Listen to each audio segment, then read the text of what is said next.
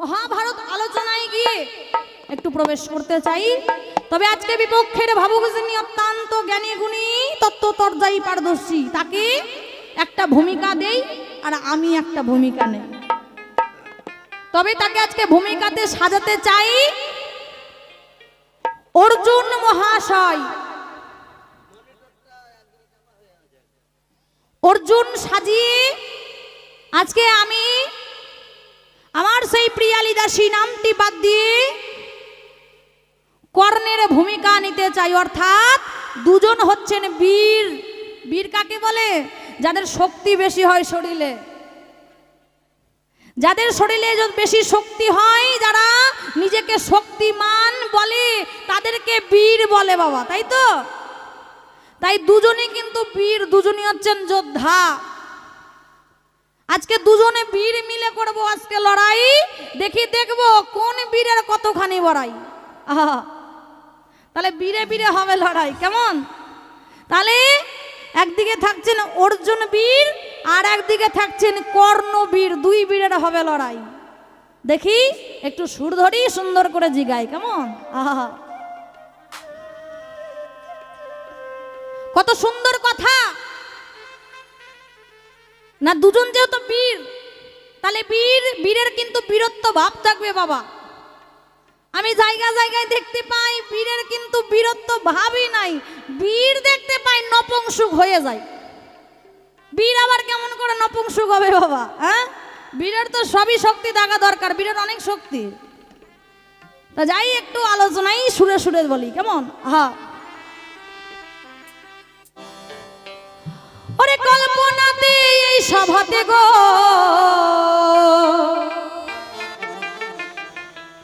আমি কর্ণ হইয়া দাঁড়াই, ওই না সুন্দর করে অর্জুনের সঙ্গে আমি ওই না লড়াই যে বাধা।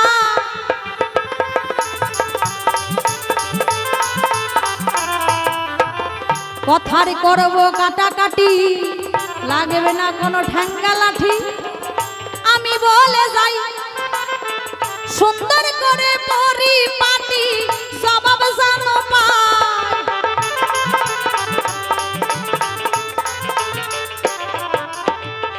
শোনো শোনো ওগো অর্জুন, তোমারে জানাই, তুমি যদি বীর হবে আমি বলে যাই।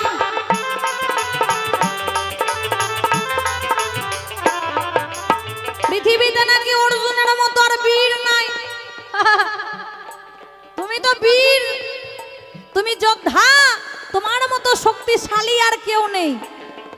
তাহলে অর্জুন, আমি তোমার কাছে বলতে চাই, তুমি যে বীর, তোমার বীরের জায়গাটাই তো আছে ক্ষয়। কি তাই তো? তুমি যে বীর, বীর হলে বীরের মতো হবে, তুমি আবার বৃহন্নলা রূপ ধরলে কেন? হ্যাঁ, তুমি না বীর? বীর হলে বীরের মতো থাকবে, অথচ বীর হয়ে বৃহন্নলা রূপ ধরে, বৃহন্নলা হয়েই ঘুরে বেড়াই। হ্যাঁ, তুমি ইচ্ছা করলে লড়াই করে তোমার সেই বৃহন্নলা রূপটা সরিয়ে ভালো রূপ রাখতে পারতে, তাই না? তুমি তো বীর, লড়াই করতে পারো, শক্তিশালী মানুষ। কিন্তু আজকে দেখতে পাই তিনি বীর আর বীর নাই, হয়ে গেছে বৃহন্নলা। তাই অর্থাৎ আমাদের গ্রামের ভাষাই বলে হিজড়ে। তাই তো বাবা? হ্যাঁ, পরিষ্কার ভদ্র বাংলা ভাষাই বলে বৃহন্নলা, আর আমাদের গ্রামের ভাষায় এক কথাই বলে নারী পুরুষ কিছুই না, মাঝখান থেকে সেটা হচ্ছে হিজড়ে। তাহলে তোমার কাছে আমার প্রথম জিজ্ঞাসা রয়, তুমি যেহেতু বীর, বীর হয়ে কেমন করে বৃহন্নলা হলে? সুন্দর করে আমার কাছে বলবে খুলে। এক নম্বরে জিজ্ঞাসা তোমার কাছে গো করে গেলাম দাম, সুন্দর করে ধরে ধরে করো সমাধান। দাই গুড হরি বল হরি বল হরি বল হরি বল। আরেক জায়গার আরেকটি কথা গো মনে পইরা যা, সবার মাঝে আমি এখন তুলে ধরতে চাই।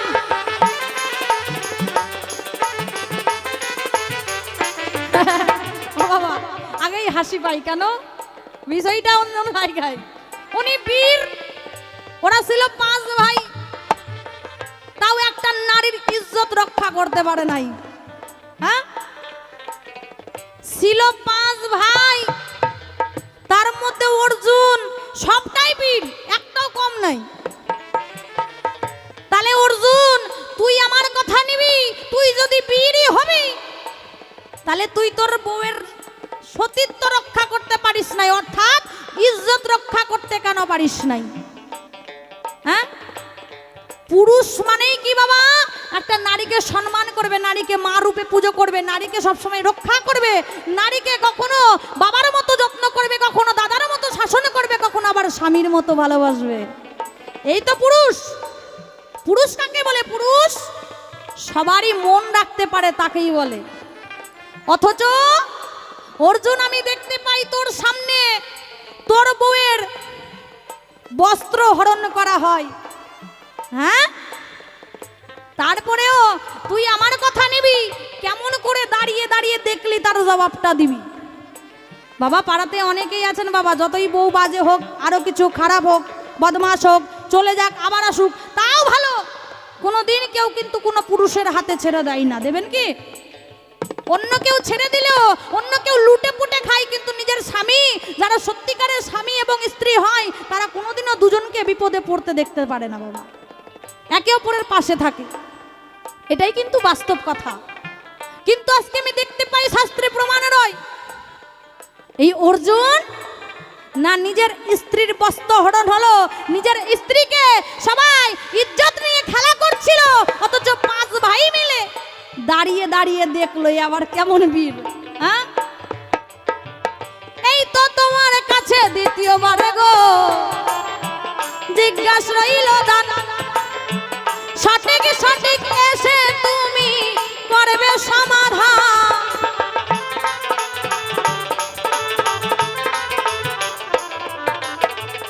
বীরেরও বীর আছে বাবা, আপনাদের জানাই, অর্জুন কিন্তু নিজের মুখে বীরই বলে যায়।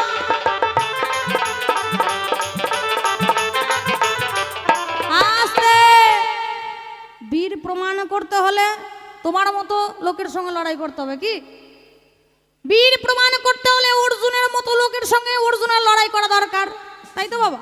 যাতে বীর ও বলতে চাই যে আমি বীর, ও বোঝাতে চাই, কিন্তু বীরত্ব বোঝাতে গিয়ে আবার গুরুদেবকে খুন করে মনে হচ্ছে বোঝাই বীর। হ্যাঁ বাবা, গুরু যদি বাবা কৃষ্ণ রুষ্ট হলেও বাবা বাস মানে কোনো মতো রক্ষা আছে, গুরু রুষ্ট হলে কেউ রক্ষা করতে পারে না। কিন্তু এই বীর কি করেছেন আমাদের অর্জুন? আজকে নিজের গুরুকেই নিজে হত্যা করেছে। ওই গুরুকে হত্যা করে কি তুমি বীরত্ব প্রমাণ করতে চেয়েছিলে নাকি? হ্যাঁ আমা, আপনারা সবাই বলেন দেখি, ও কি গুরুকে হত্যা করে বীরত্ব প্রমাণ করতে চেয়েছে? আজকে তোমার কাছে আমি বলতে চাই, কি কারণে তুমি যে গুরু আমার গুরু পরশমণি গো একটা লোহারে বানাইলো কাঞ্চা সোনা, গুরু যদি ইচ্ছা করে একটা লোহাকে সোনা তৈরি করতে পারে, তবে যদি সৎগুরু হয় বাবা, বর্তমানে এখন বদগুরু অনেক ঘুরে বেড়াই। হ্যাঁ, আমি আবার একটু উচিত কথা বলি বাবা, যেমন ভালো লাগলে অনেকের লাগবে, আবার কারো জ্বললে জ্বলবে, অসুবিধা নাই। কি সত্যি বলতে এখনকার দিনে কিছু কিছু গোসাই সেজে গেছে বাবা, দেখবেন কত রকম আছে, মানে পেট ভরানোর জন্য কানে দেয় ফিস ফিস, কয় বেটি মাসে মাসে একটু চান্দাটা দিলেই হবে দিস। তবে ওই গুরু ধরলে হবে না বাবা, ইনি হচ্ছেন সৎগুরু। তবে অর্জুন, তুমি আমার কথা নিবে, বর্তমানের কথা ছাড়লাম, কিন্তু যে গুরু ছাড়া আমাদের চলে না, গুরু আমাদের পরশমণি একটা লোহাকে অর্থাৎ একটা মাতালকেও সোজা করতে পারে। গুরু রুষ্ট হলে গোবিন্দ রাখিতে নারে। তাহলে তুমি কেমন করে তুমি তোমার গুরুকে মারলে, গুরুকে মেরে তুমি কেমন করে তুমি বীর হতে পারো? আজকে তোমার কাছে 3খানা জিজ্ঞাসা রইল, সুন্দর করে যেন জবাব পাই ভালো। এই তো তোমার কাছে দেখো জিজ্ঞাসা রইয়া যাই, সঠিক ভাবে জবাব দিবে এ ধর্ম সভা। গাই গুরু হরি বল পর্যন্তই আমি এখন ছেড়ে দিতে চাই, তবে কিন্তু বেশি কথা বলার দরকার নাই।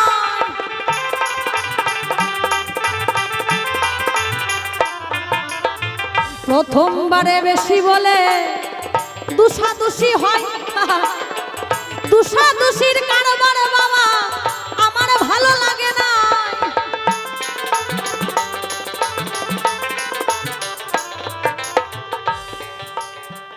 থাক তবে বেশি কথা বলবো না, ছেড়ে দিয়ে যাব আমার বাউলের আলোচনা। আজকের পালা কর্ণ অর্জুন হয়েছিল, দুই বীর মিলে আমরা লড়াই বাঁধলাম ভালো। এই তো তোমার কাছে তিনখানা জিজ্ঞাসা করলাম দান, সুন্দর করে ধরে ধরে করো সমাধান। এখনই আবার অর্জুন দেখো আসরে আসিবে, তাহার বাবের কথাগুলো খুলিয়া বলিবে। আসুন যত নরনারী থাকুন ধৈর্য ধরে, সুন্দর করে জবাব দিবে এই আসরের ভিতরে। এই পর্যন্ত এখন আমি ছেড়ে দিতে চাই, তবে কিন্তু বেশি কথা বলার দরকার নাই। এই পর্যন্ত আমি কেন এই পর্যন্ত ছাড়ি, একেবারে সবাই মিলে জাদু বদনে বলুন হরি হরি হরি বল, হরি বল, হরি বল।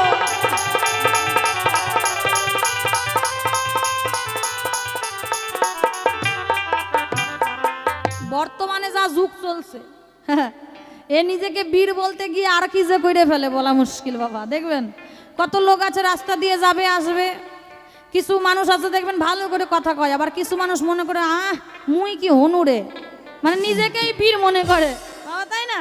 হ্যাঁ, আশা রেখেছে আজকে মহাভারত থেকে আলোচনা, ভক্ত পরিবেশ।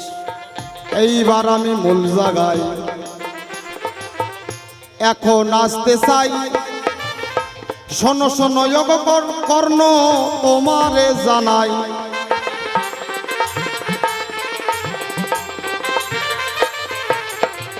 আজকের পালা কর্ণ অর্জুন শুনলেন সবাই। তিনটা জিজ্ঞাসায় আমার কাছে এখনো করে যায়।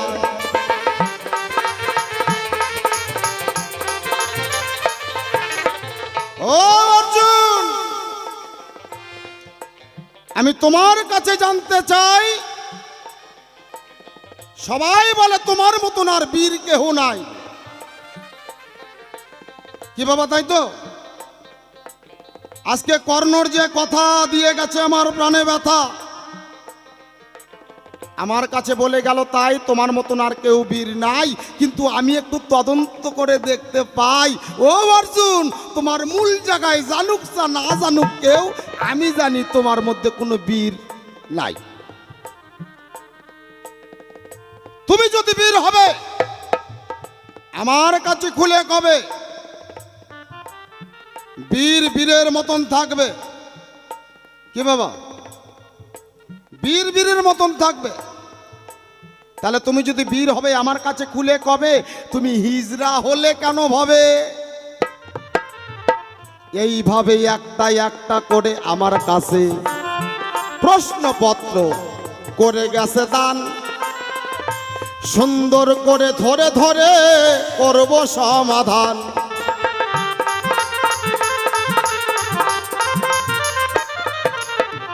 তাহলে একটা প্রশ্ন গেল, 2 নম্বরে এবার এলো, ও অর্জুন, তোমরা ছিলে 5 ভাই, বলতে আমার অসুবিধা নাই, পৃথিবীর মধ্যে মেয়ে পাও নাই, একটারে বিয়ে করছো। আচ্ছা করলে ভালো কথা, দিতে চাই না তোমার প্রাণে ব্যথা। মানুষ সব কিছু সহ্য করতে পারে বাবা, কেউ যদি বাড়ির ইজ্জতে হাত দেয়, নিজের জীবনটার দিকেও কেউ তাকায় না, কি বলেন? তাকাবে? আপনার বাড়ি থেকে চুরি করে নিয়ে চলে গেল, আপনাকে একটা ঘুষি মেরে দিল, মারলো, আপনি সহ্য করলেন। কিন্তু আপনার চোখের সামনে যদি কেউ এসে বউকে ধরে, ইজ্জতে হাত দেয়, কোনো কি স্বামী সহ্য করতে পারে? অর্জুন, আমি জানি যে তুমি একাই বৃহন্নলা মানে হিজড়া ছিলে, এখন বুঝতে পাই যে তোমার 4টা ভাইও মানে ওই জায়গায়। ভীমের কথা বলি, যে ভীমের গায়ে 100 হাতির বল ছিল, সেও নাকি মাথা নিচু করে থাকলো। কথাটা বলতে চাই সত্যি, যার নাম হচ্ছে দ্রৌপদী, জানেন সর্বজন। সবাই মিলে বস্ত্র হরণ করেছিল, ওই না বলিল এখন।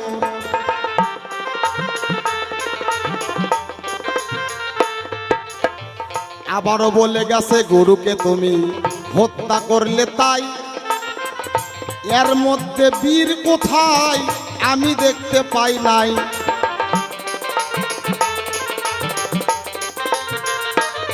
তুমি গুরুদেবকে কেন মারিলে আমায় বলে যাবে পরিষ্কার ভাবে, একটু কথায় এখন আমায় খুলে কবে।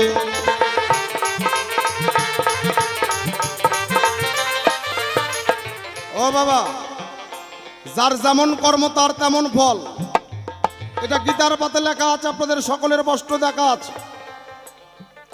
তুমি যদি বীর হবে আমার কাছে খুলে কবে তুমি গুরুকে মারলে কেন, কি পেলে এর মধ্যে? এখানে একটা কারণ আছে, শোনো কর্ণ ভাই, তোমার কাছে ছোট্ট করে জবাব দিতে চাই।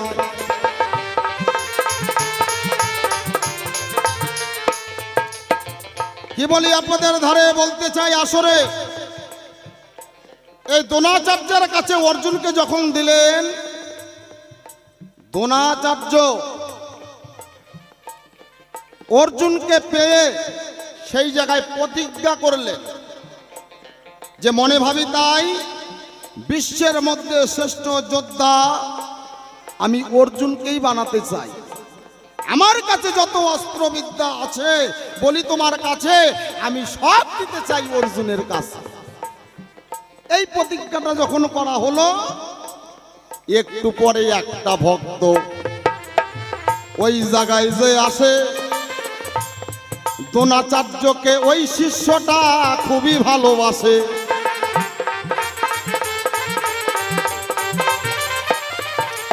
এদিকে গুরুদেব প্রতিজ্ঞা করলো, একটু পরে আর এক শিষ্য ওখানে এসে হাজির হলো।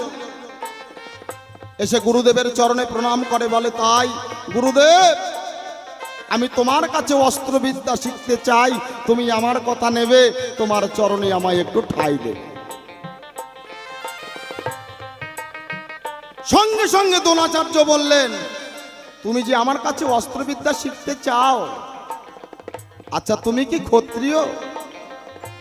আমি ক্ষত্রিয় ছাড়া কাউকে আমি অস্ত্রবিদ্যা শিখাই না। তাহলে তুমি যদি ক্ষত্রিয় হবে আমার কাছে খুলে কবে, তবেই তুমি আমার কাছে ঠাঁই পাবে, তার আগে নয়। সঙ্গে সঙ্গেই একলব্য বলিল তখন তাই, ক্ষত্রিয় কুলে আমি কিন্তু জন্মাই তো নাই।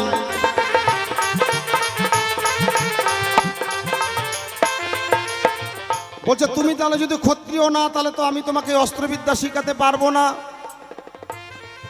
সঙ্গে সঙ্গে একলব্য করল না দেরি, গুরুদেবকে প্রণাম করে চোখের জলে ভাসতে ভাসতে এক গহীন বনের ভিতরে গিয়ে এক গুরুদেবের মূর্তি আঁকিয়ে সেখানেই ধ্যান ধারণা শুরু করে। কি বলি আপনাদের ঠাই, ওই বনের ভিতর থেকে গুরুদেবের সাধনা করে। অর্জুন যা শিখেছে, অর্জুনের থেকে 3 গুণ ওই শিষ্য শিখে বসে আছে। একদিনকার একটা ঘটনা, মিথ্যা কথা কব না। বনের ভিতরে গিয়া একলব্য ধ্যান করিয়াছিল, একটা অর্জুনের কুকুর গিয়া তখন চিৎকার করতে শুরু করিল।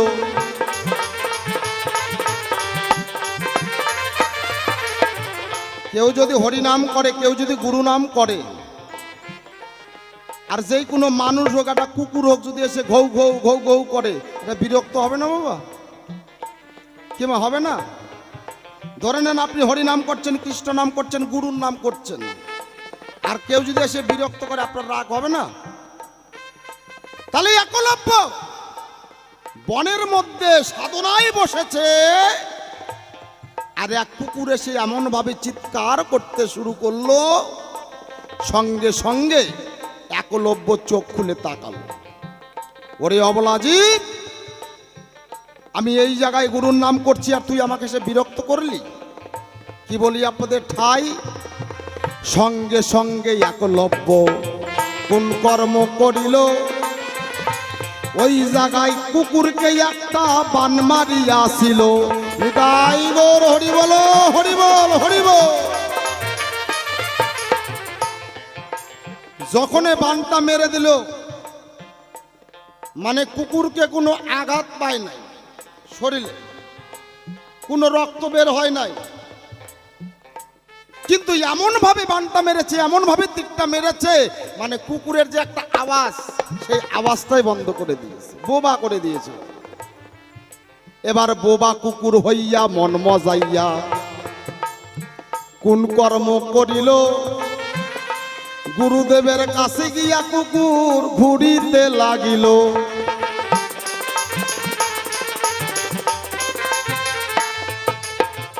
কুকুর আসছে ঠিক, কিন্তু কুকুরের মুখে কোনো আওয়াজ নাই, শব্দ নাই।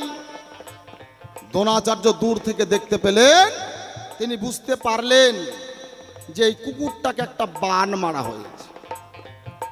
তাহলে বানকে মারলো, কুকুরকে আদেশ করলো, কুকুর আগে আগে চলিল, বনের মধ্যে যায়, সেই জায়গায় বান মেরেছিল বাবা, সেই জায়গায় দাঁড়ায়।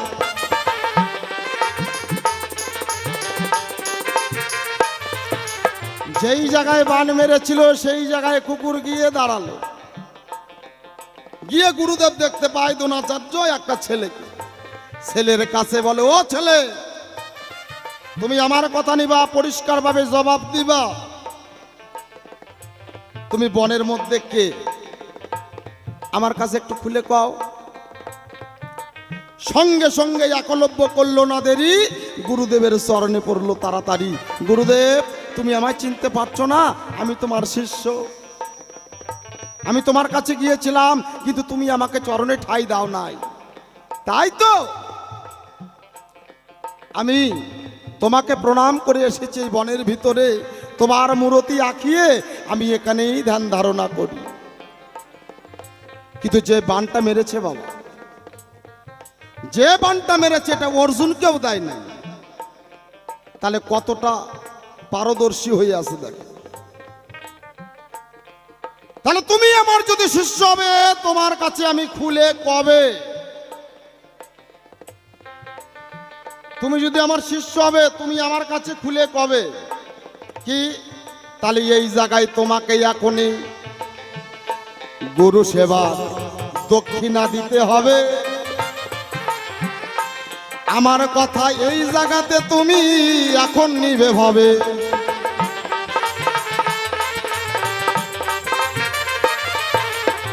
তুমি যে আমায় গুরু গুরু বলছো, তুমি যে শিষ্য বলে আবদার করছো, তুমি যদি আমার শিষ্য হও, তাহলে তুমি আমার কথা নাও, তুমি আমাকে এই জায়গাতে গুরু দক্ষিণা দাও।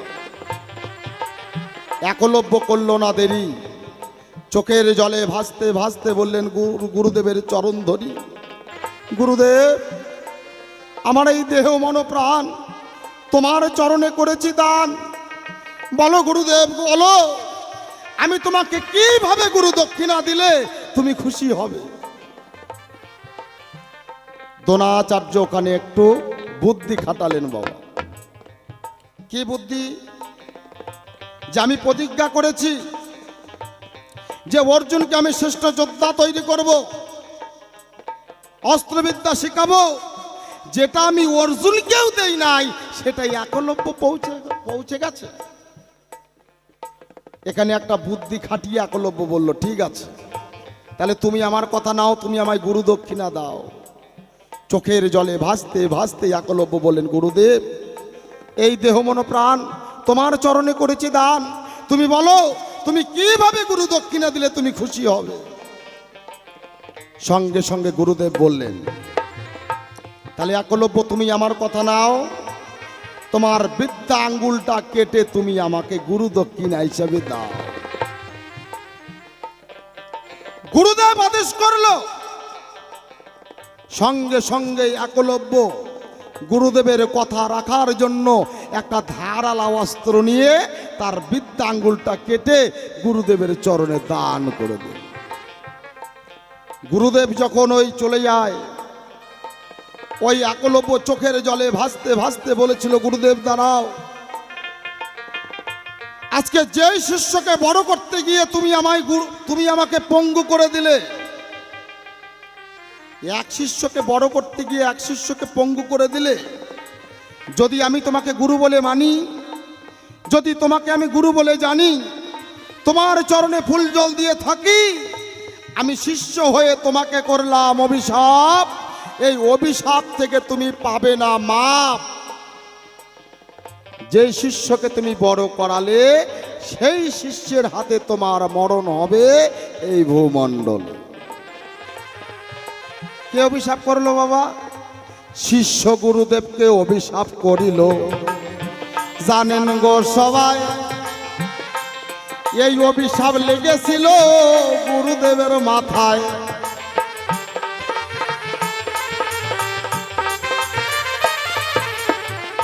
তাহলে শিষ্য অভিশাপ করলো, সেই শিষ্যের অভিশাপ দ্রোণাচার্য মাথায় নিয়ে এলো।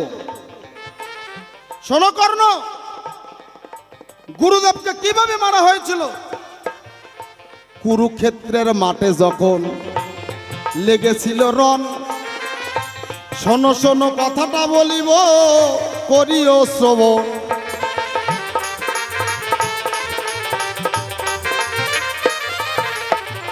কি বলি আপনাদের ঠাই, দ্রোণাচার্য হঠাৎ করে শুনতে পায় তার ছেলে মারা গেছে। আচ্ছা বাবা বলেন, বাবা আপনি এই জায়গায় গান শুনতেছেন, যদি ফট করে এখন শুনতে পান যে আপনার ছেলে নাই, মনটা কি ঠিক থাকবে?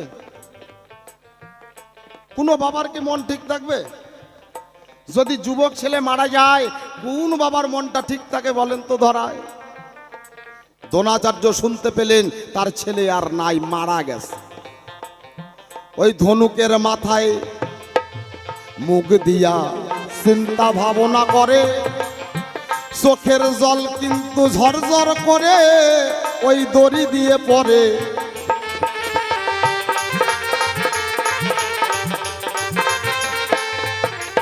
ছেলের মরা কথা শুনে দ্রোণাচার্যের চোখের জল ঝরঝর করে ঝরছে।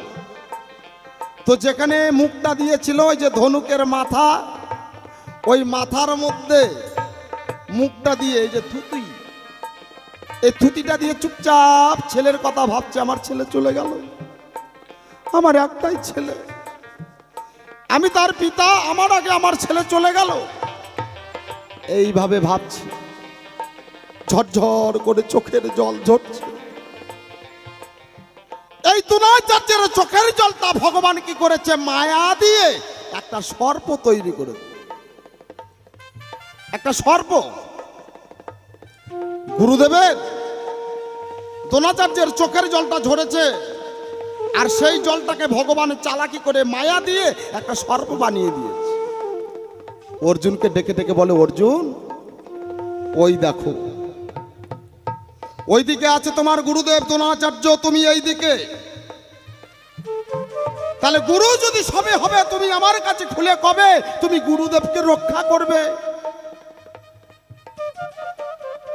কৃষ্ণ আঙুল তুলে দেখিয়ে বললেন অর্জুনকে, দেখো যুদ্ধ করার আগেই তোমার গুরুদেবকে সর্প কামড়ে মারা যাবে।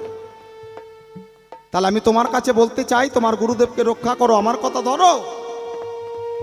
কিন্তু বাবা ওটা তো সর্প ছিল না। কি করলেন? সঙ্গে সঙ্গে ওই সর্পটা মারার জন্য অর্জুন একটা তীর নিয়ে সঙ্গে সঙ্গে নিক্ষেপ করলেন। কিন্তু বাবা সেটা তো সাপ ছিল না, সেটা মায়া দিয়ে ভগবান এটা সাপ তৈরি করে দিয়েছে।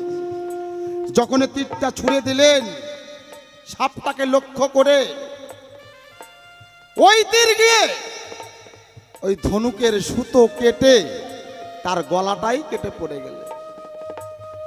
ও কর্ণ ভাই, যেটা জানো না সেটা বলো না। তাহলে অর্জুন গুরুদেবকে কিন্তু মারে নাই, গুরুদেবকে রক্ষা করার জন্য ওই যে তীরটা মেরেছিল, কিন্তু ওটা তো ওই যে পূর্বে অভিশাপ ছিল। কে অভিশাপ করেছিল? একলব্য। যে গুরুদেব, আজকে যেই শিষ্যকে বড় করার জন্য তুমি আমাকে পঙ্গু করে দিলে, আমি অভিশাপ করলাম এই শিষ্যের হাতে তোমার মরণ হবে ভূমণ্ডল। তাহলে এক ভক্ত কথা অভিশাপ করেছিল, তোমায় বলে যাই ওই অভিশাপের কারণে গুরুদেব মারা গেল। তাই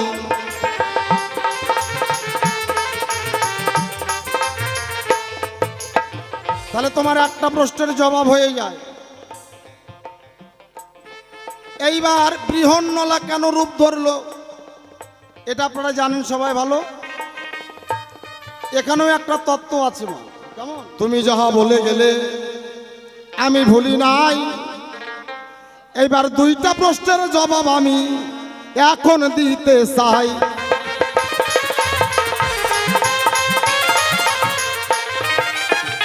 আরো দুইটা জিজ্ঞাসায় আছে গো, আমি ভুলি নাই। হিজরা কেন অর্জুন হলো, জবাব চাইলো তাই।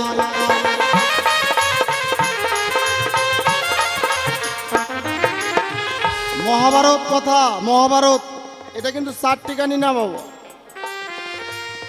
এখানে একটা বিশাল একটা কথা আছে। কিসের জন্য অর্জুন বৃহন্নলা হলো, এখানে একটা ষড়যন্ত্র চক্রান্ত আছে। আপনারা জানেন সবাই, শকুনির নাম শুনেছেন তাই তো? শকুনির বোনের নাম গান্ধারী হলো।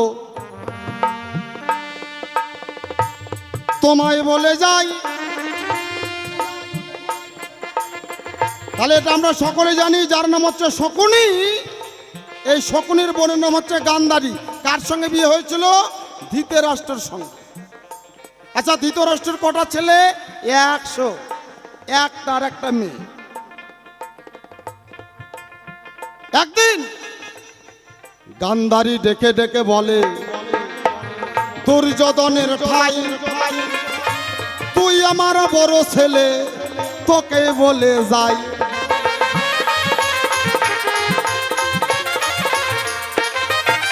আমি খুব শর্টে বলছি, কেননা ওকেও সময়টা দিতে হবে। তো মা এখন বড় ছেলেকে বলছে যে বাবা আমার কথাটা নিবি। ওই পঞ্চপাণ্ডবকে দেখলে আমার গা জ্বলে, ভীমকে দেখলে পরে আরো গা জ্বলে। ওর সঙ্গে তোর যদি কোনোদিন দেখা হয় তাকে একটু গালাগালি দিবি। মা এই কথা যখনই বলে গো, আপনাদের জানাই মায়ের কথা শুনিয়া দুর্যোধন ওই না ভীমকে গালি দেয়।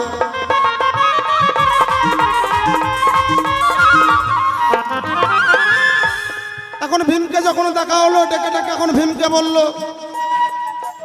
গালাগালি দিতে শুরু করলো। দেখছেন বাবা, এই পবনের ছেলে, এইভাবে যদি গালি কাকু দেয় কেউ সহ্য করে ভূমণ্ডলে?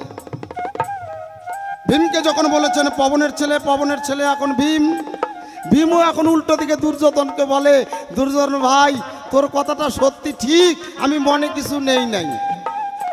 তুই যতগুলো কথা বলেছিস সব কথাগুলো তোর ভাও, তোর মায়ের কাছে জিজ্ঞাসা কর, তুই একটা রাম পাটার চাও। যেমনি কইছে পাটার ছেলে, আমি পাটার ছেলে কেন বলে? দুর্যোধন রেগে যায়, এই কথা শুনিয়া মায়ের কাছে আগে আগে দৌড়ায়।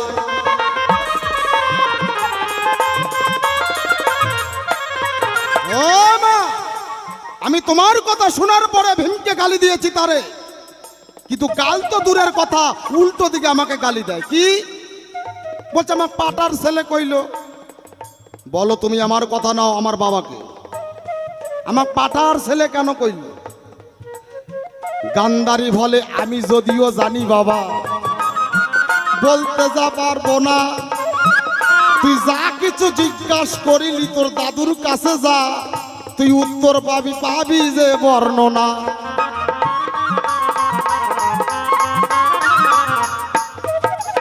যদিও আমার তোকে কেন পাটার ছেলে বললো, আমি যদিও জীবনীটা জানি কিন্তু মনে পেয়েছি যন্ত্রণা, আমি মা হয়ে তোর কাছে আমার জীবনীটা বলতে পারবো। যদি জানতে চাস তাহলে তুই একটা কাজ কর, তোর দাদু সুবল রাজা, ওই সুবল রাজার কাছে গিয়ে জিজ্ঞাসা কর। দুর্যোধন করলো না দেরি, সঙ্গে সঙ্গে চলে গেলেন সুবল রাজার বাড়ি। সুবল রাজাকে দেখতে পেয়ে বলল, দাদু ভাই, অনেকদিন পরে এসেছি একটা কথা জানার জন্য, আমি তোমার কাছে যেন উত্তরটা পাই। কি? আমাকে কেন পাটার ছেলে ভীম গালি দিল, এই উত্তরটা নেওয়ার জন্য আমি ছুটে আসলাম। ভালো নিতাই গৌর হরি হরি বলো, হরি বলো দাদু। আমার বাবা হচ্ছে ধৃতরাষ্ট্রর ছেলে বলতে পারত, অন্ধর ছেলে বলতে পারত, কিন্তু সেটা না বলে পাটার ছেলে বলল কেন? দুর্যোধন যখন জিজ্ঞাসা করলেন, দুর্যোধন ডেকে ডেকে বললেন, শোন ভাই, তোর মা যখন 16 বছর বয়স ছিল, যুবতী মেয়ে যদি ঘরে থাকে, মা বাবা চিন্তা করে একটা ভালো ছেলের সঙ্গে বিয়ে দিব, মা বাবা এই আশা করে।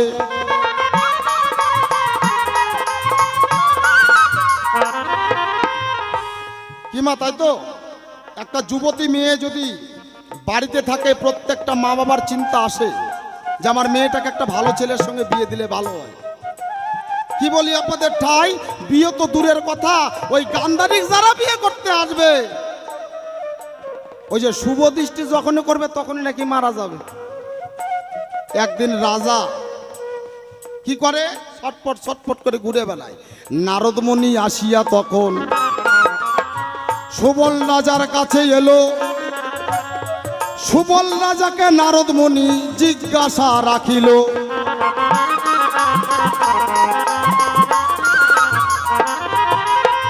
কি ব্যাপার রাজামশাই, আপনি ছটফট করছেন, আমার মনটা তো চঞ্চল কেন? কই চিন্তা হবে না নারদ, একটাই মেয়ে, ভাবছিলাম বিয়ে দিব, একটু শান্তিতে থাকবো। কয় দিয়ে দেন। কয় দিব কেমন করে, যে বিয়ে করতে আসবে শুভদৃষ্টি করার সঙ্গে সঙ্গে ওই স্বামী মরবে। কয় তাই? বলছে হ্যাঁ।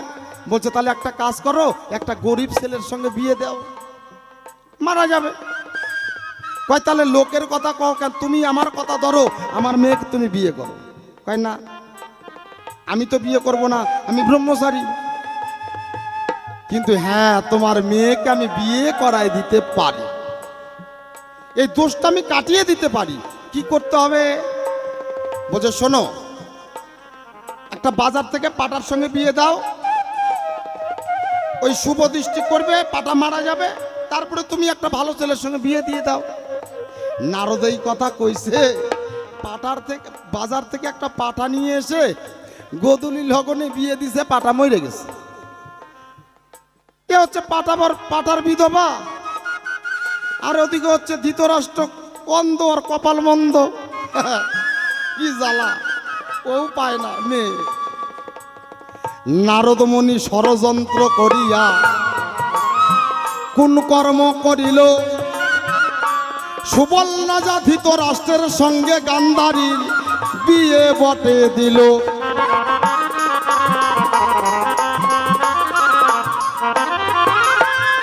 দাদু ভাই দুর্যোধন, সর্বপ্রথম তোর মায়ের বিয়ে হয়েছিল ওই পাটার সঙ্গে, দোষ কাটানোর জন্য। এই কথা শোনার পরে দুর্যোধন রেগে চলে যায় বাড়ির ভিতর। বাড়িতে গিয়ে একটা বিশাল বড় মাটির ভিতরে একটা ঘর করেছে মা। ঘর করে সুবল রাজা তার 100 মামা সবাইকে নিমন্ত্রণ করে নিয়ে এসেছে। এবার যখন নিমন্ত্রণ করে নিয়ে এসেছে, ওই ঘরের মধ্যে নিয়ে গেছে, ঘরের মধ্যে আর কেউ নাই।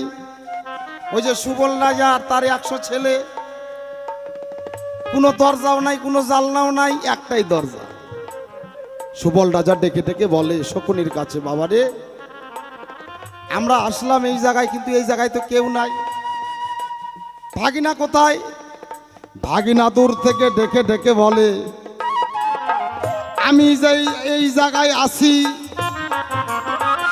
তোমাদের মারবো বলে আমি নিমন্ত্রণ করে তোমাদের নিয়ে এসেছি। নিতাই গৌর হরিবোল হরিবোল। দুর্যোধন বললেন, দাদু আজকে তোমার জন্য আজকে আমাকে পাটার ছেলে কথা শুনতে হলো, তাই মনে পেয়েছি যন্ত্রণা, তোমাকে আর বেঁচে থাকতে আমি দেব না। ওই যে মাটির ঘরের ভিতরে 100 মামা আর ওই যে দাদু সবাইকে মেরে দিল। 100 জনের খাবার নয়, 1 জনের খাবার দিয়েছে। আচ্ছা বলেন 1 জনের খাবার 100 জনকে পেট ভরবে? সঙ্গে সঙ্গে সুবল রাজা বললেন, তোরা আমার 100টা ছেলে আমার কথা নিবি, এই খাবার সেই খাবি যারা প্রতিশোধ নিতে পারবি। কি আছিস বল, এই খাবারটা সেই খাবে। ওই জায়গা থেকে তখন শকুনি বলে, মনে ভাবি তাই, আমি অন্যায়ের প্রতিশোধ নিব বাবা, আমি প্রতিজ্ঞা করলাম তাই।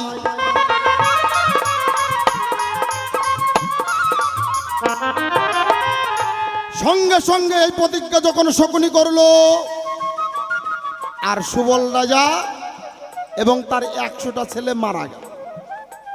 100 দিন পরে কি বলি আপনাদের, ধারে দরজা যখন খোলে ওই ফাঁকে শকুনি চাদর মুড়ি দিয়ে বেরিয়ে চলে গেছে। শোনো, এখন যদি আমি এক এক করে বলতে যাই সময়টাও লেগে যাবে, তাই এবার মূল জায়গায় যাই। তাহলে কেন বৃহন্নলা রূপটা ধরলো? ওই যে পাশা খেলাতে হারিয়ে গেল। জুয়া যারা খেলে বাবা, এখন পঞ্চ পাণ্ডব ভাই বলতে আমার অসুবিধা নাই, সবাইকে নিমন্ত্রণ করে নিয়ে এলো যে পাশা খেলায় জিতবে সে রাজত্ব পাবে, আর যে হেরে যাবে তাকে রাজ্য ছাড়া হতে হবে। তাহলে শর্তটা কি? 12 বৎসর বনবাস, 1 বৎসর অজ্ঞাতবাস, এইটা শর্ত ছিল। পঞ্চ ভাই মিলিয়া তারা সবাই মিলে কিন্তু পাশা খেলা শুরু করিল।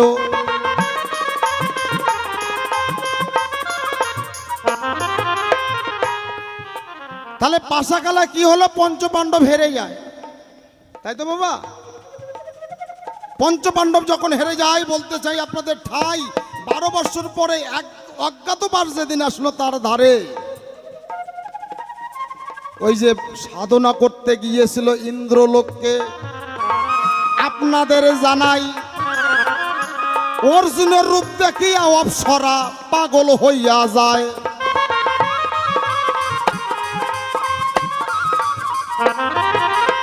অর্জুনের রূপ দেখে অপ্সরী বলে ভাবে, তাই অর্জুন তুমি আমার কথা নাও, তুমি আমার মনের বাসনা পূর্ণ করাও। অর্জুন বলে, কখনো না, আমি ব্রহ্মচারী, ব্রহ্মচর্য পালন করছি, আমি তোমায় গ্রহণ করতে পারবো না। সঙ্গে সঙ্গে সেই ইন্দ্রলোকের অপ্সরা সঙ্গে সঙ্গে অভিশাপ করলেন। কাকে? অর্জুনকে। তুমি আমার মনের বাসনা আশা পূর্ণ করলে না, আমি মনে পেলাম তাপ, তোমাকে করলাম অভিশাপ, তুমি বৃহন্নলা হয়ে যাবে। যখন এই অভিশাপটা করলো, কৃষ্ণকে এসে জিজ্ঞাসা করলো, হে কৃষ্ণ কানাই, আমি বিনা দোষী অভিশাপ মাথায় গ্রহণ করলাম, আমি নাকি বৃহন্নলা হব ধরায়। কৃষ্ণ বলল, কোনো চিন্তার কোনো কারণ নাই, এই অভিশাপটা তোমার আশীর্বাদ হয়ে যাবে। ওই যে অভিশাপটা আশীর্বাদ হলো বাবা। আপনাদের জানাই, অজ্ঞাতবাসের সময় বৃহন্নলা রূপ ধরিয়া বিরাট রাজার মেয়ের বাড়ি গিয়া নিত্য যে শিখায়, নিতাই গৌর হরিবোল হরিবোল। এই তো তোমার কথার জবাব, কথাই মিটে যায়। এইবার কর্ণ তোমার কাছে একটা প্রশ্ন আমি করে যাই।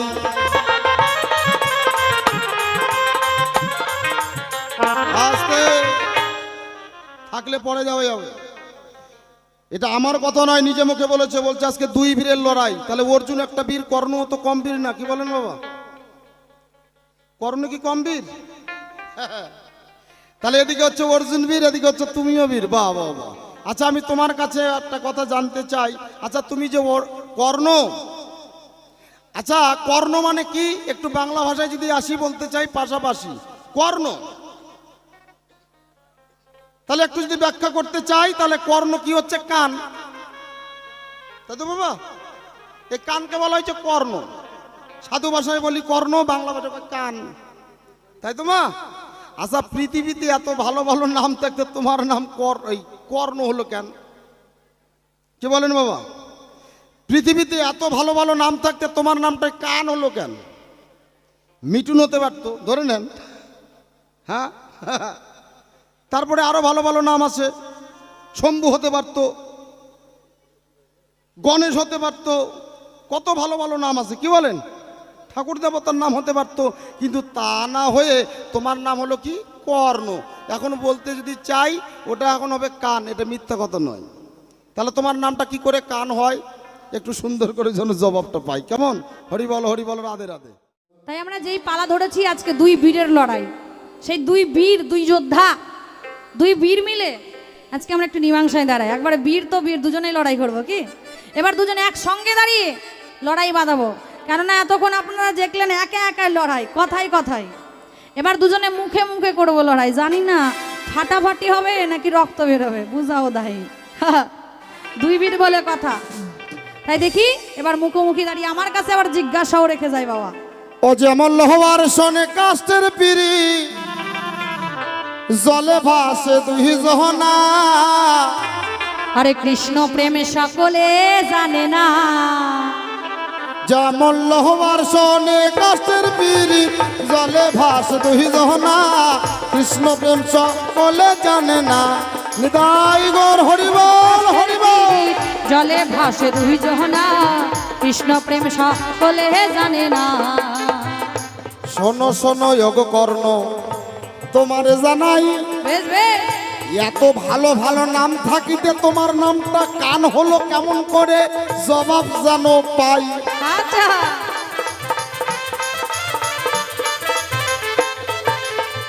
আসরে জবাব দিবে ভালো তাই, বেশ বেশ। আসরে জবাব দিবে ভালো তাই, পুরা মনের বাসনা। কৃষ্ণ প্রেম সকলে জানে না। যেমন লোহার শানে কাষ্টের পিড়ি, জলে ভাসে দুই জহনা। কৃষ্ণ প্রেম সকলে জানে না। শোনো শোনো যোগ অর্জুন, তোমার জানাই, উচিত কথা বললাম বলে তোমার আসল জায়গায় জলে তাই।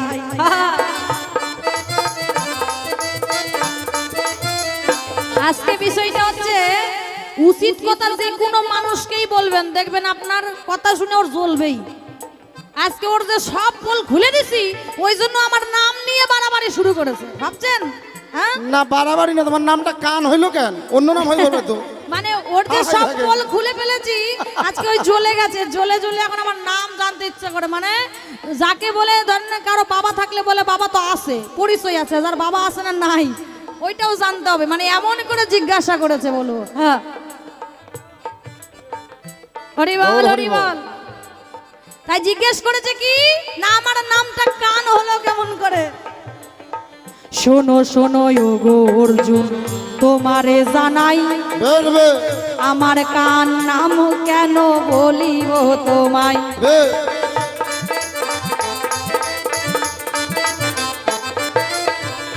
আমার মা কুন্তী দেবী একদিন সাধনা করেছিল, সূর্যের কাছ থেকে আশীর্বাদ পেয়ে আমায় জন্ম দিল।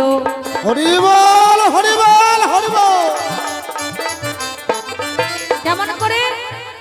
আমার মা সাধনা করে সেই সূর্যের কাছ থেকে বর পেল, বর পেয়ে একটা সন্তান জন্ম দিল। তা আবার কখনো মা না কুমারী অবস্থায় আমার মা যে সন্তানটাকে জন্ম দেয়, সেই সন্তানকে সূর্যের কাছ থেকে পাই, আশীর্বাদে পাই বাবা।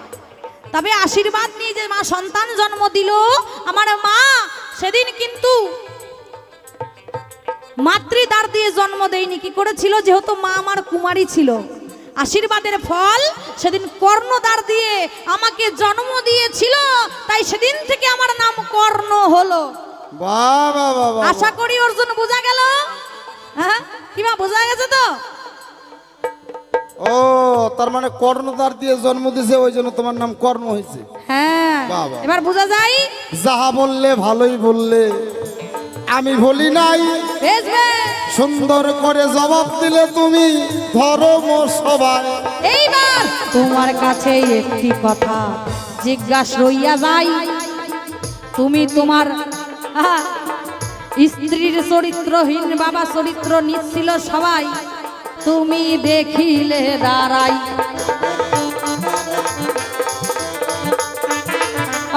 হ্যাঁ শোনো, ওখানে সত্য ছিল যে হারিবে, চুপ থাকতে হবে। এই জন্য দুঃশাসন এই বুদ্ধি করেছিল, বস্ত্র টেনেছিল ভাবে।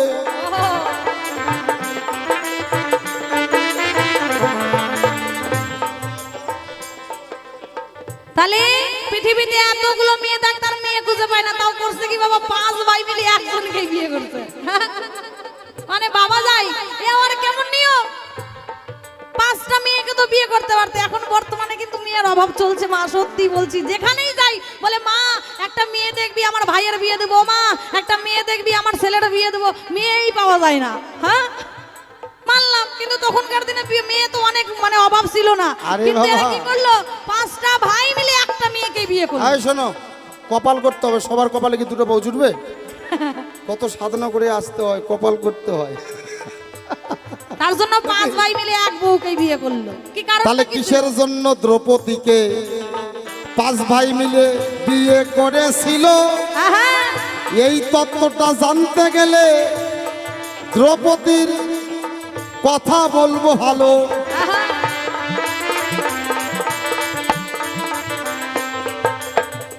তোমরা 5 ভাই বলতে অসুবিধা নাই, তো 5 ভাইয়ের মধ্যে কোনো মেয়ে কি আর পাও না, একটারে বিয়ে করলে কারণটা কি? এটাই তো জানতে চাই। দ্রৌপদী একদিনে ভোলানাথের সাধনা করেছিল, সেই জায়গারই কথা বলিব, শুনে নিও ভালো।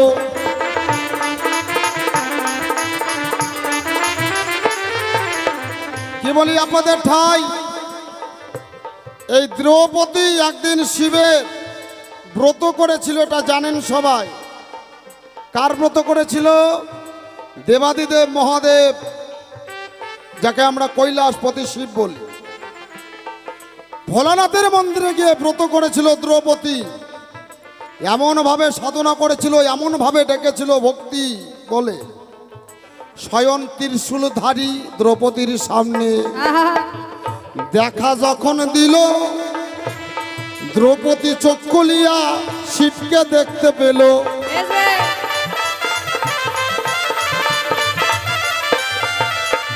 দ্রৌপদীর ভক্তিতে খুশি হয়ে দেবাদিদেব মহাদেব স্বয়ং দেখা দিয়েছে।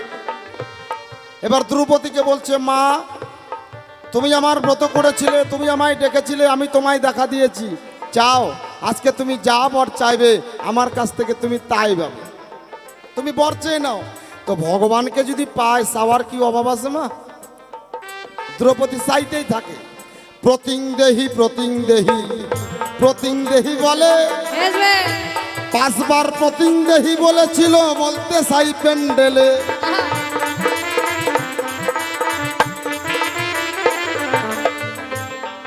ওই যে প্রতিংদেহি প্রতিংদেহি প্রতিংদেহি প্রতিংদেহি প্রতিংদেহি, ওই যে 5 বার প্রতিংদেহি কইছে ভগবান, 5 বারেই তোতাস্তু তোতাস্তু বলে আশীর্বাদ দিছে। ওই কারণে পঞ্চস্বামী দ্রৌপদী পেল। এটা কিন্তু ভোলানাথের কাছে বর নিজে চেয়েছিল।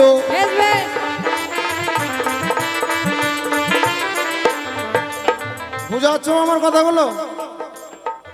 ভোলানাথের কাছে চেয়েছে, ওই জন্য ভোলানাথ দিয়েও দিছে। তাহলে ওই যে 5টা স্বামীকে চেয়েছিল, ওই জন্য 5টা স্বামীকে পেয়েছে। আরো একটা কারণ আছে, তোমায় বলতে চাই। দ্রৌপদীকে অভিশাপ করেছিল, জানেন গো সবাই।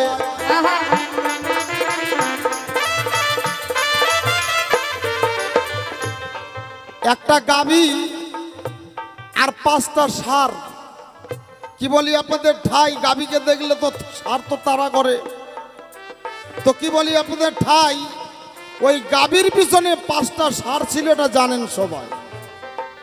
একটা গাভী পাঁচটা সার।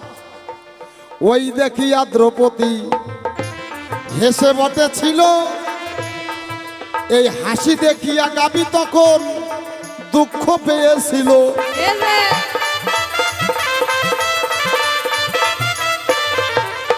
গাভী চোখের জলে ভাসতে ভাসতে বলে, ওরে নারী, তুই মানব জন্ম পেয়েছিস বলে আজকে তুই গালি দিলি ভূমণ্ডলে। আজকে আমি কথা বলতে পারি না, প্রতিবাদ করতে পারি না, পাঁচটা সার আমার পিছনে আছে, বলতে চাই তোর কাছে, তুই আমাকে এইভাবে হাসি রহস্য করে ফেললি। তাই সেদিন গাভী দ্রৌপদীকে ওই জায়গায় অভিশাপ করেছিল, এই যে তোরও কিন্তু পাঁচটা স্বামী হবে, অভিশাপ করলাম ভালো। আহা,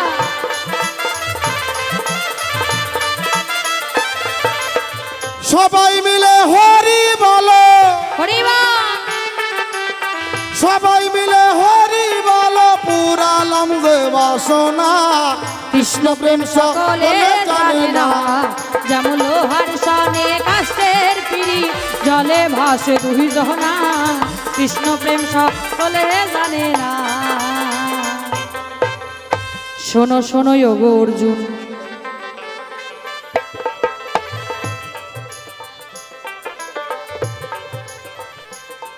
এবার আমি তোমার কাছে একটা কথা জানতে চাই, বাবার আগে আবার ছেলে কেমন করে মরে? হ্যাঁ, শোনো শোনো ওগো অর্জুন, তোমারে জানাই, ফেলবে বাবা বেঁচে থাকতে ছেলেটা আবার কেমন করে মারা যায়। তা আবার বাবা হইয়া মৃত্যুর দিকে ঠেলিয়া বটে দিছিল, কিবা তার কারণ ছিল, আসরে খুলে বলো।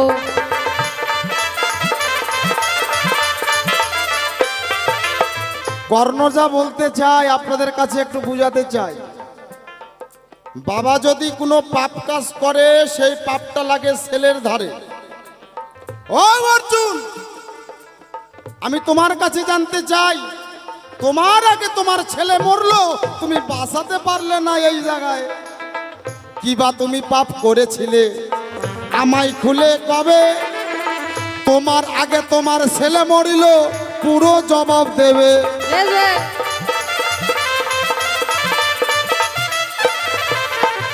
একটা মারাত্মক জায়গায় জিজ্ঞাসা রেখেছে, এখন এই উত্তরটা দিতে গেলে আমাকে এখন আরো পূর্বে যেতে হবে।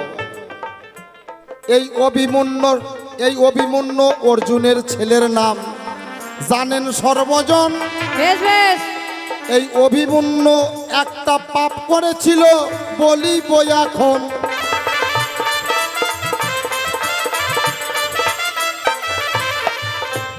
33 কোটি দেবতার গুরু যিনি, বৃহস্পতি হলেন তিনি, নামটা মনে রাখবেন। 33 কোটি, এই 33 কোটি গুরুদেবের নাম হচ্ছে বৃহস্পতি, আর এই বৃহস্পতির স্ত্রীর নাম হচ্ছে তারা দেবী। ওমা একটু মন দিয়ে শুনুন, তাহলে বুঝতে পারবেন কারণটা কি। তো এই তারা দেবী অপরূপ দেখতে সুন্দর, চন্দ্র হলো শিষ্য, বৃহস্পতি গুরু, তাই গুরুর বাড়ি চন্দ্র আসলো, জানেন গো সবাই। বেশ বেশ,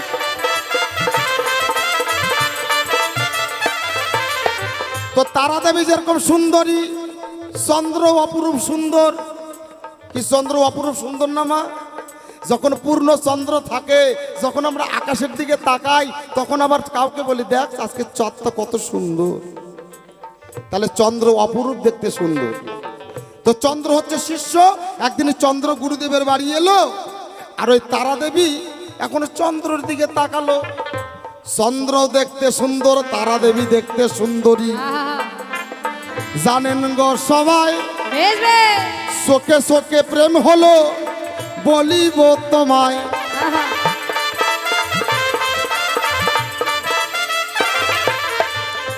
ওটা গুরু মা, ওটা কিন্তু চন্দ্র ভুলেই গেছে, চোখে চোখে প্রেম হয়ে গেছে। চন্দ্র একদিন কি করলো, গুরু মাকে নিয়ে হাঁটা দিল। এখন বৃহস্পতি এসে দেখে ঘরে বউ নাই।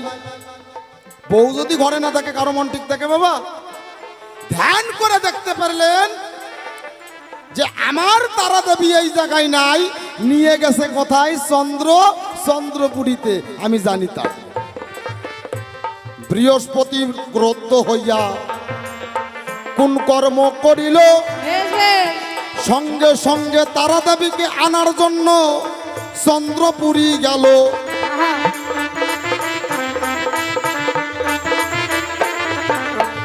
তাহলে চন্দ্র হচ্ছে শিষ্য, বৃহস্পতি হচ্ছে গুরু। নিজের স্ত্রীকে আনার জন্য গুরু আর শিষ্য লেগে গেল যুদ্ধ বাবা।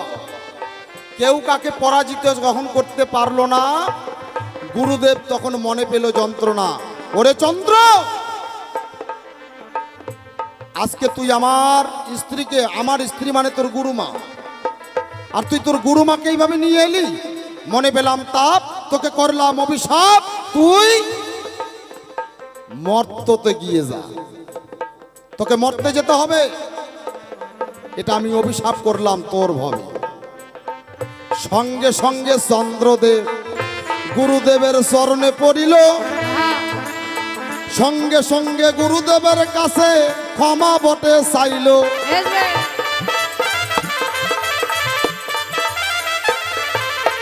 চন্দ্র গুরুমাকে হরণ করে নিয়ে এসেছে, এই জন্য গুরুদেব তাকে অভিশাপ করেছে, তোকে মরতে যেতে হবে।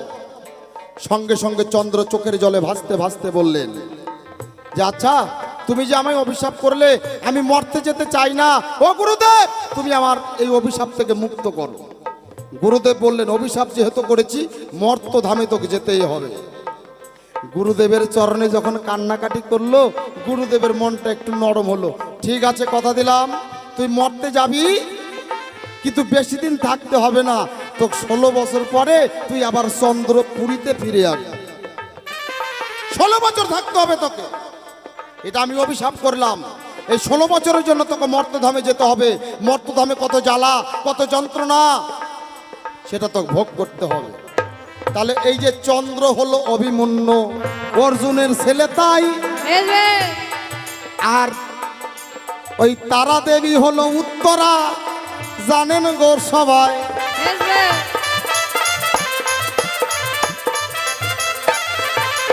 এই জন্য অর্জুনের ছেলে বলতে চাই আপনাদের প্যান্ডেলে, ওই যে অর্জুনের ছেলের নাম হচ্ছে অভিমন্যু।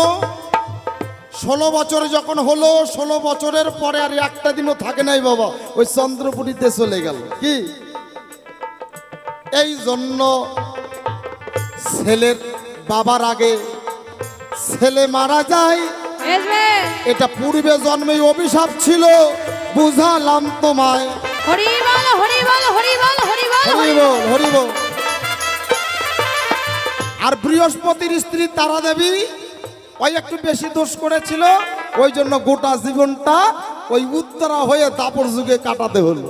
যেমন বাবা, তোমার সুন্দর করে জবাব দিলাম, শুনলেন নারী নরে, এক এক করে জবাব দিলাম আমি আসরের ভিতরে। এইবার তোমার কাছে কুরুক্ষেত্রের কথা তুলে ধরতে চাই। কুরুক্ষেত্রে রক্তাক্ত দেহ পড়ে বটে তাই।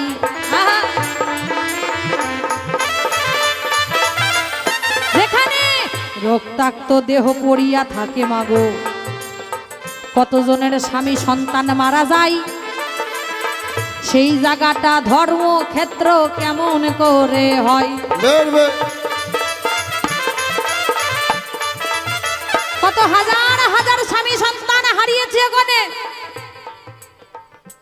18 দিন ধরে যুদ্ধ হয়েছে, সেই যুদ্ধে কত মা সন্তান হারিয়ে হাহাকার করে কাঁদছে, কত মা স্বামীকে হারিয়েছে। সেই জায়গায় রক্তের বন্যা বয়ে আছে, হাজার হাজার কোটি কোটি লাশ পড়ে আছে। কিন্তু যেখানে মারামারি কাটাকাটি, ওগুলোকে আমরা কি বলি মা? গুন্ডা ডাকাত বলি না? হ্যাঁ, যেখানে মারামারি হয়, কাটাকাটি হয়, যারা মারপিট করে তাদেরকে তো গুন্ডা ডাকাতি বলি, কিংবা তাদেরকে জেলখানায় ভরে আসামি বলি। হ্যাঁ, কিন্তু যেই জায়গাটা রক্তাক্ত দেহ, সেটা আবার ধর্মক্ষেত্র হয়। এটা আবার কেমন করে অর্জুন? এটার মধ্যে তত্ত্ব আছে, আমি খুলে বলতে চাই। কিসের জন্য রক্তারক্ত মাঠটাকে কুরুক্ষেত্র ধর্মক্ষেত্র বলা হয়? আহা,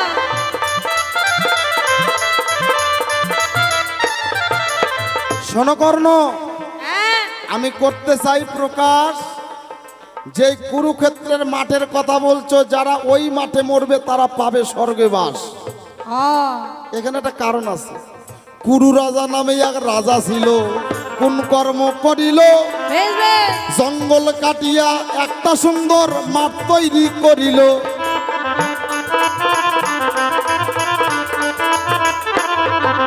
ভগবানের সাধনা কুরু রাজা করেছিল, তাই বেশ বেশ, স্বয়ং ভগবান দেখা দিল, মিথ্যা কথা নয়। আহা,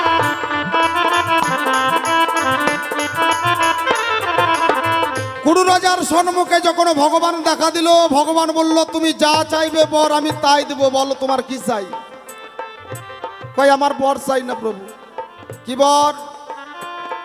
আমার একটাই বর চাই। কি বর? বলছে আমি জঙ্গল কেটে একটা মাঠ তৈরি করেছি, একা একা চাষবাস করছি, এই যে মাঠ তৈরি করে দিয়েছি, প্রভু তুমি আমার কথা নাও, আমি করতে চাই তোমার কাছে প্রকাশ, এই মাঠের মধ্যে যেন একটা যুদ্ধ হয়, এখানে যারা মরবে, এখানে যারা যুদ্ধ করবে তারা যেন পায় স্বর্গে বাস। এটাই আমি তোমার কাছে করতে চাই প্রকাশ। ভগবান দুহাত ভরে কুরু রাজাকে আশীর্বাদ করিল। বেশ বেশ, ওই মাঠে 18 দিন ধরে যুদ্ধ লেগেছিল।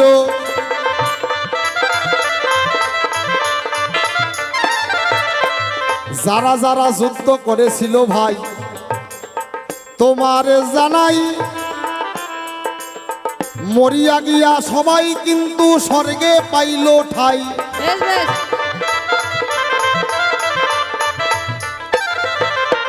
জবাব দিলাম ধর্মসভা,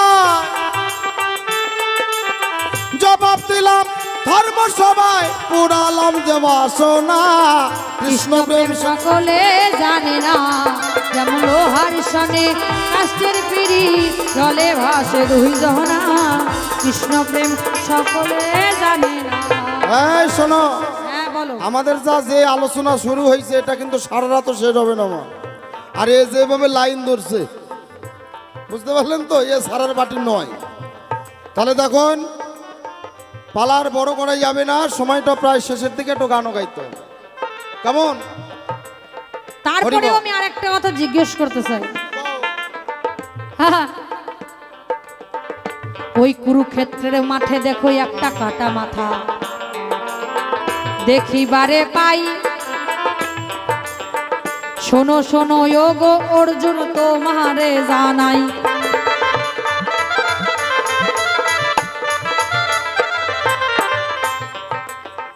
হাত নাই আবার পা নাই মাগো বলিবারে চাই, কাটা মাথা কখনো হাসে আবার কখনো কাঁদে তাই। এই অর্জুন, ওই কুরুক্ষেত্রের মাঠে যুদ্ধ হচ্ছিল, ওই সময় একটা কাটা মাথা দেখা গেছিল। ওই কাটা মাথা হাত নাই পা নাই কিছুই নাই বাবা, একটা হাতও নাই একটা আঙ্গুলও নাই, কিন্তু ওই মাথাটা আবার কখনো হাসে কখনো কাঁদে, কখনো হাসে কখনো কাঁদে। এই কাটা মাথাটা কার ছিল, কি কারণে ওই জায়গায় এলো? আমার কাছে জিজ্ঞাসা করলো তাই, যে কুরুক্ষেত্রের মাঠে একটা কাটা মাথা দেখা যায়, কখনো হাসে কখনো কাঁদে, তার হাতও নাই পাও নাই, তাহলে এটা কার মাথা? এটা ছিল বর্বরীর মাথা। বর্বরীটাকে, সেটা ছিল ভীমের নাতি, কথাটা খাঁটি। এই ভীমের নাতি যার নাম হচ্ছে বর্বরী, এই গিয়েছিল কোথায়? যুদ্ধ করার তরে বরাবরই। তো কি বলি আপনাদের ঠাই, এই বর্বরী এমন একটা বীর ছিল বাবা, ও যদি ওই কুরুক্ষেত্রের মাঠে যদি অংশগ্রহণ করতে পারতো, ওই 18 দিন আর যুদ্ধ হতো না, ওই একটা বাণী একবারে যুদ্ধ শেষ করে চলে আসতো। তো এ বর্বরী এখন যায়, কি বলি আপনাদের ঠাই, এখন কৃষ্ণ তো অন্তর্জামিন, সে মনে মনে জানতে পায়, কই এই বেটা যদি এখন কুরুক্ষেত্রের মাঠে যায় তাহলে 18 দিন ধরে আর যুদ্ধ হবে না, এক বাণী শেষ। তাহলে এ যে এত যুদ্ধতে পৌঁছাতে না পারে আমাকে একটা ব্যবস্থা নিতে হবে। কৃষ্ণ এখন ছলে বলে কৌশলে এখন দাঁড়িয়েছে এখন ওই বর্বরীর সম্মুখে। কয় দাঁড়াও, তুমি কে? বলছে আমার নাম বর্বরী। বলছে তোমার নাম যদি বর্বরী তাহলে আমি তোমায় কয়েকটা জিজ্ঞাসা করতে পারি? বলছে হ্যাঁ। বলছে তুমি কোথায় যাচ্ছ? বলছে মনে ভাবি তাই, আমি যুদ্ধতে অংশগ্রহণ করতে চাই। বলছে সেখানে তো একদিকে আছে পাণ্ডব পক্ষ, একদিকে আছে কৌরব পক্ষ, তাহলে তুমি কোন পক্ষটা নেবে? জিজ্ঞাসাটা করেছে তুমি কোন পক্ষটা নেবে। এখন বর্বরী বলছে যে যেই পক্ষটা দুর্বল আমি সেই পক্ষটাই নেব, সেই পক্ষ থেকে আমি যুদ্ধ করব। তা বলছে তাহলে ঠিক আছে, তাহলে কে দুর্বল আর কে সবল? এখন সঙ্গে সঙ্গে বর্বরী ডেকে ডেকে কয় দুর্বল যদি হয় তাহলে দুর্বলটা হচ্ছে দুর্যোধনের পক্ষ। কয় কেন? দুর্যোধনের পক্ষতে সেখানে লক্ষ নারায়ণের সেনা আছে, আর এদিকে পঞ্চপাণ্ডব কৃষ্ণ ছাড়া কেউ নাই। তাহলে কি করে ওই পক্ষটা হচ্ছে সবল হলো আর এই পক্ষটা কি করে দুর্বল হলো? এখন বর্বরী ডেকে ডেকে কয়, বলছে আমি জানি যেদিকে কৃষ্ণ থাকে বলি তোমার ফাঁকে সেই দলটা কি দুর্বল হতে পারে? মনে পেয়েছি যন্ত্রণা, এই জন্য আমি ওই পক্ষে যাব না, আমি দুর্যোধনের পক্ষে থাকবো। ভগবান কয় সর্বনাশ, তাহলে ধর্ম আর অধর্মের যুদ্ধ হবে না, যাহাতে যুদ্ধতে না পৌঁছতে পারে আমাকে একটা ব্যবস্থা নিতে হবে। ভগবান বলল তাই, তুমি যদি সত্যিকারে মহাবীর হও তাহলে তুমি আমার কাছে পরীক্ষা দাও। কি পরীক্ষা? বলছে তুমি কি করতে পারো? বলছে আমার একটা বাণে আমি যুদ্ধ শেষ করে দিতে পারি, আমার নাম বর্বরী। তাহলে তুমি যদি এত বড় বীর হও তাহলে আমার কথা নাও, যেই গাছটার তলায় দাঁড়িয়ে আছি এই গাছের পাতাগুলো তুমি ছিদ্র করে দেখাও। একটা পাতা যদি মিস হয় তাহলে বুঝবো যে তোমার মধ্যে বীর নাই। বর্বরী করল না দেরি, সঙ্গে সঙ্গে হাতে তীর নিল তাড়াতাড়ি। একটা তীর যখন বান নিক্ষেপ করলো, গাছের মধ্যে যতগুলো পাতা ছিল সব কটা ছিদ্র করে দিল। একটা পাতা পা দিয়ে চেপেছিল সেটাও ছিদ্র হয়ে গেছে। সঙ্গে সঙ্গে যখন ছিদ্র হয়ে গেল স্বয়ং ভগবান বর্বরীকে দেখা দিল, বর্বরী আমি তোমাকে এই জায়গায় এখন মারতে পারি। বর্বরী চোখের জলে ভাসতে ভাসতে বললেন কানাই, কানাই তুমি যে আমায় মারবে আমার তাতে দুঃখ নাই, কিন্তু মনে আছে ভাবো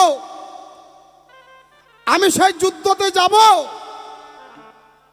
আমি যুদ্ধ না করতে পারি, আমি বর্বরী আমি যেন তোমার এই যুদ্ধটা আমি দর্শন করতে পারি, তুমি আমাকে এইটুকু আশীর্বাদ করো।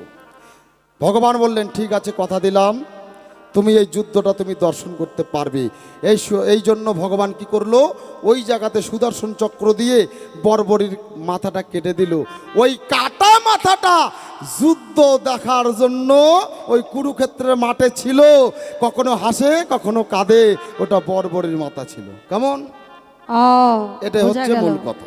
তাহলে এবারে আমাদের আমি শুনে ভালো লাগলো, আমি একবারে এখন শান্ত। এই তো তোমার কথার জবাব, কথাই দিলাম তাই, শোনো শোনো যোগ কর্ণ বুঝালাম তোমায়।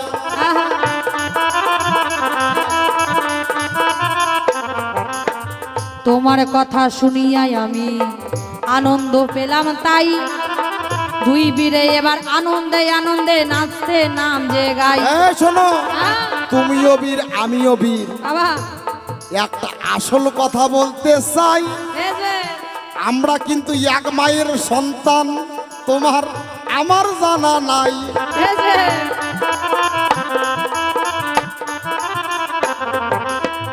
ওই যে কর্ণ হচ্ছে কুন্তির ছেলে আর অর্জুন হচ্ছে কুন্তির ছেলে, তাহলে মা হলো একটা, তুমি হলে আমার ভাই, সম্পর্কে তুমি হলে আমার বড় ভাই।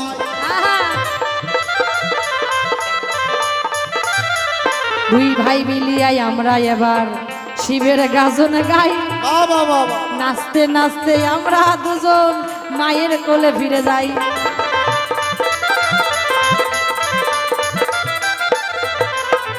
সবাই মিলে হরি বলা চাই, সবাই মিলে হরি বলা চাই, সবাই মিলে হরি বলো তাই, মুরল যে বাসনা কৃষ্ণ প্রেম সকলে জানে না নিতাই গৌর হরিবল মারা বলবো না নিতাই গৌর হরিবল জলে ভাসে দুই জহনা কৃষ্ণ প্রেম সকলে জানে না কৃষ্ণ প্রেম সকলে জানে না কৃষ্ণ প্রেম সকলে জানে না। জয়গুরু পালাটা অনুরোধ করেছিল, অবশ্যই আমরা পালাটা এই জায়গায় সমাপ্ত করলাম।